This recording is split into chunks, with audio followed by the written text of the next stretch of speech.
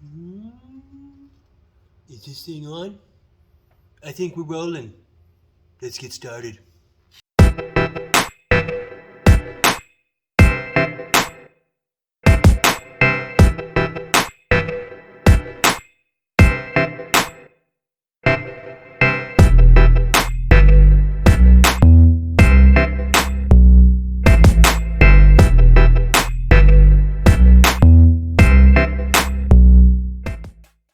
Ladies and gentlemen, welcome to the Horseman channel today.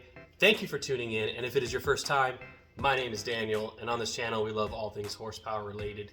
I think we're going to get into something a little, something I've had a lot of questions about. I've already done a video or two back in a while back about this subject, but I thought, I'd get more in depth on just the engines themselves. So today it is 5.4 versus the 5.8 in the Shelby GT500s. Let's get started. All right, and first and foremost, before we get too deep into this, please like, subscribe, hit that bell for notifications, and in the future, if you have any other comparison videos you'd like me to do, by all means, I will do my best. Okay, so before we jump into this, a couple things. I am no expert by any means. I'm going off of my experiences with both engines as well as the research I've done on them, because you know how we all get when we have these cars. We love to dig around and find as much research and information about the cars as we can. So first things first, let's start with the 5.4 Shelby GT500s. Obviously all the GT500 engines are technically a modular setup where it's 4 cams, so dual overhead cams, 4-valve engines. The 5.4 started from 2007 all the way to 2012, with that engine, the iron block was from 2007 all the way to 2010, I believe. 10 had like a kind of a mixed hybrid theory going on. I don't know the exact specifications on the material, but I believe it was 2010 is when it changed to aluminum. Because I know 11 and 12 are aluminum block, aluminum heads, all that good stuff. So with the 5.4. And then obviously 13 and 14 you have the 5.8. So I think without further ado, let's just kind of dive into the differences. So obviously iron block was from 2007 all the way to 2010. Aluminum block from 11 all the way to 14, even though the displacement changed in 13. So yes, and speaking of displacement, obviously going in from 2012, which is the last year of the 5.4, and 13 they went to a 5.8. Now, I've read a lot of different things as far as displacement is concerned. I've read anywhere from 351 cubic inch to like 353.9.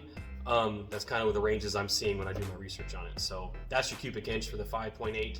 5.4 is 331 cubic inches. Anyway, so both of these motors are amazing. They've done, they're tried and true. That 5.4 was a big platform for the longest time. Great engine. I love the 5.4. My last car had one in it, and I beat on it all the time, and it took a beating.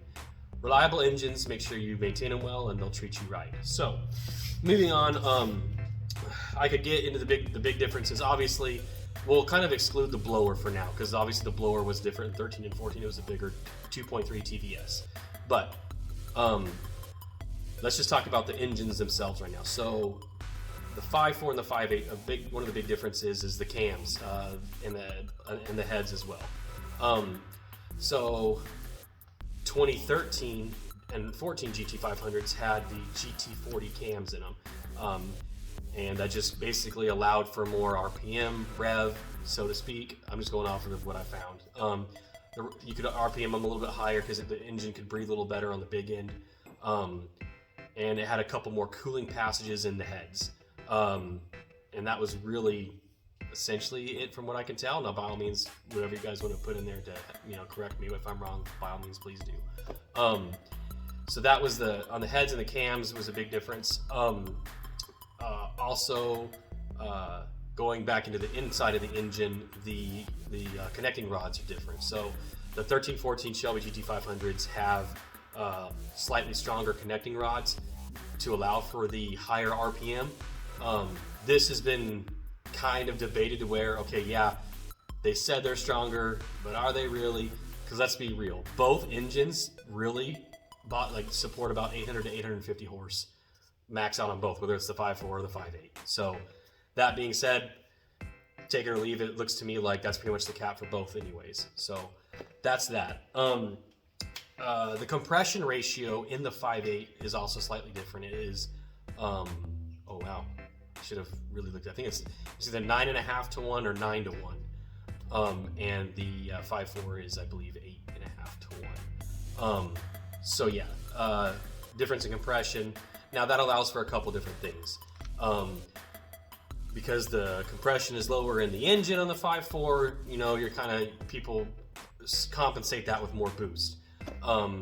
So, but like I said, if both engines cap out about 850, you're going to get there via more compression or more boost or whatever you want to weigh in to get there. So, other than that, like I said, maybe some slight cooling changes, nothing too dramatic there. The 5.8 did have some oil squirters passages in the engine. Not much. As far as the big differences, those are the big differences I can think of between the 5.4 and 5.8. Now, what I wanted to get into is one versus the other, because a lot of people are like, well, I think the 5.4 is stronger, and the 5.8 is blah, blah, blah, blah. Anyway, my take on it is this. Both engines, like I said, cap out about 850 rear wheel horsepower anyways before you got to do a built bottom end. That being said, from what I can tell in my experience, it's easier to get to that number with the 5.8 faster. A few bolt-ons is going to get you further along on the 5.8 than it is the 5.4, simply because of displacement. There's no replacement for displacement. So that being said, you're going to, and the compression is slightly higher as well. So compression is slightly higher and more displacement. So that being said, you're going to get to that 850 mark slightly faster and easier than, with the 5.8 than you are the 5.4. So that's kind of my take on it and my experience on it. Do I think one's stronger than the other? Honestly, from what I can tell so far, not really. I mean, I'm kind of a baby of having the 5.8 so far. I'll let you know maybe later on down the road after I've had it a summer or two and kind of get my takes on it. You know, hopefully she stays together the way she is. That's what my goal is. So, but yeah, that's kind of the main difference between the 5.4 and 5.8. People, you know, say one thing or the other, but really both engines cap out at a certain power level.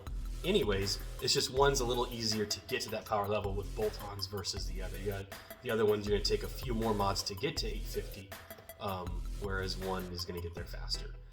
That's pretty much my take on it. By all means, load up the comments with your questions, or if I was wrong about something, please by all means correct me. Like I said, I'm not saying I'm an expert. It's just kind of the research and stuff I've done and I've seen. That's kind of what I can take away from it. So anyways, that's kind of my take on the whole thing. Yeah, it's kind of a shorter video today. I just wanted to kind of touch lightly on that subject. If anybody has any questions about the 5.4 versus the 5.8, by all means, ask me some questions in there. I'll do my best to answer. And if I don't know the answer to something, I always try to do some research and find out for you. So yeah, guys, as always, please like, subscribe, smash that bell for notifications. And as always, what's in your staples? Thanks for watching, and I'll catch you on the next video.